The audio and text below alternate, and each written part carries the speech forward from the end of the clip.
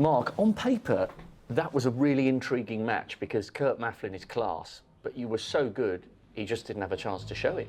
No, that's right. And I mean, 10-1, obviously he'll be disappointed, but it's not as if he had like chance after chance, you know, and sort of made mistakes. First session, I think he had a chance to go 2-1. If he wins the frame when he's missed the pink, who knows, he settles down and it could be a totally different game. But then after that, I more or less punished him every time I got a chance. Is that just about the best you've played in a first round match here at the Cruce?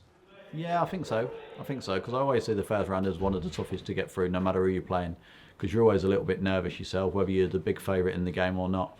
So to perform like that under the circumstances, I'd say so. When we had the draw last week, a lot of people were saying, wow, could this be the biggest number of seeds that go out in the first round? It's almost been the complete opposite. I mean, Ding and Bingham was a 50-50 anyway, but only 2 qualifiers have made it through. Are you surprised?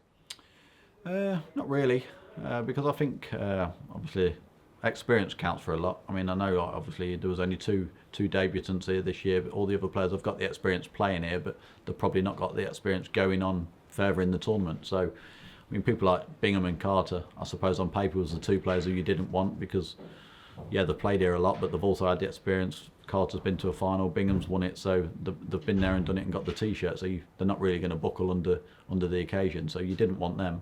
But as well as Kurt as well. I mean, I know I've come out on the winning side, but it was a horrible first round draw, really.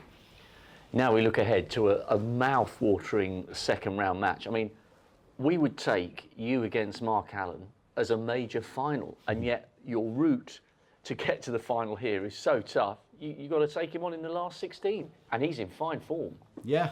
I mean, Mark's a great player, you know, great lad, great player, and I'm expecting a tough game, and I'm sure it will be. Whoever wins, I'm sure, obviously, will be playing somewhere near the best, and we'll probably have to. And you're in a brutal quarter of the draw as well, because the winner of that one will face the winner of Willow and John Higgins. I mean, it's a monumental route to the final. Yeah, it is, but in a way, I'd sort of prefer it like that because you know you need to be on your game. If you're not, you're going home. Where sometimes if you're playing a qualifier who's come through to the quarters, yeah, you know they're playing well and they're on form, but you go into the match a big favourite and you're sort of probably under a little bit more pressure because you're expected to win. Where if I played Mark and I was to lose in the last 16, I wouldn't go home absolutely devastated and think, oh, I should have never lost that because like I was a massive favourite, because on paper it's a 50-50 game. And as I say, and if you're not like on your A game, then you are going home. So you know sort of what you got to do when you go out there. And finally, it really seems like you've sort of rediscovered your mojo, and you're not agonising over frames that go awry. 2 titles before Christmas, a couple of heavy defeats since. But how close are you to being back to your best? Yeah, I feel as though I'm very, very close. You know, I'm working hard on the practice, playing well on the practice table, and sort of more times than not now bringing it to the match table.